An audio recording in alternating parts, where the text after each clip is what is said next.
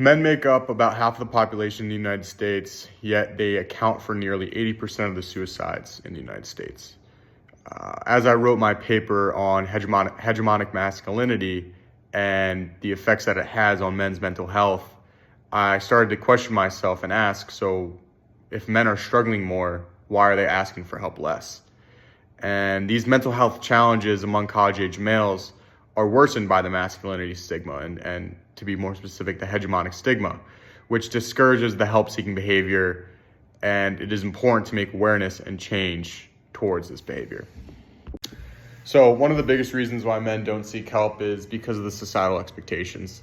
Men are often expected to just be strong, independent, emotionless, and showing vulnerability is honestly always pretty much shown as a sign of weakness. Andrew Booth explains this by stating, one of the key barriers to seeking help is masculine gender role stress. Because of these pressures, many men stay silent instead of seeking help that they need. This stress directly affects whether men actually get the help that they need, and only about 22.5% of college-aged males seek the mental health services that they need, and many let problems build up over time. Booth also states that college men are significantly less likely to seek the psychological help than women. And so even when men struggle, they often feel like they shouldn't ask for help based on what society has told them in the past of being that emotionless, independent, strong person and trying to fix all of their problems themselves. Another reason why these men aren't seeking help is how they're viewed when they do struggle.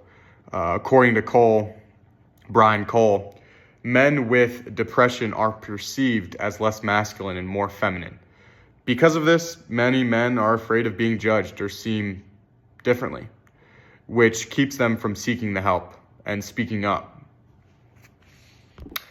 As a student athlete myself, this topic is very personal to me. There's a lot of pressure to appear tough, and it can feel hard to admit when you're struggling, when you're surrounded by a lot of kids that you deep down know probably are feeling a lot of the same things as you. And dealing with anxiety myself in environments like that, it's not always easy to open up, especially when people say things like boys will be boys and they expect you to make changes yourself when it's not the easiest thing to do. And then why this is important is it's important because there are serious consequences that are involved. Like I said in the beginning, men make up nearly half the population in the United States, yet they account for 80% of the suicides in the United States. And another statistic here is that men are 4 to 6 times more likely to die by suicide than women. And it's one of the leading causes of death for college-age males in our society today. This just proves that when men stay silent, they suffer in ways that can impact everyone around them.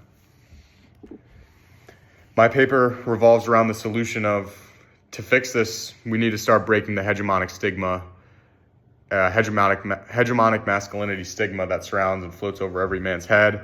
We need to normalize mental health conversations within men and make it easier for the men that need help to seek help, including through anonymous resources.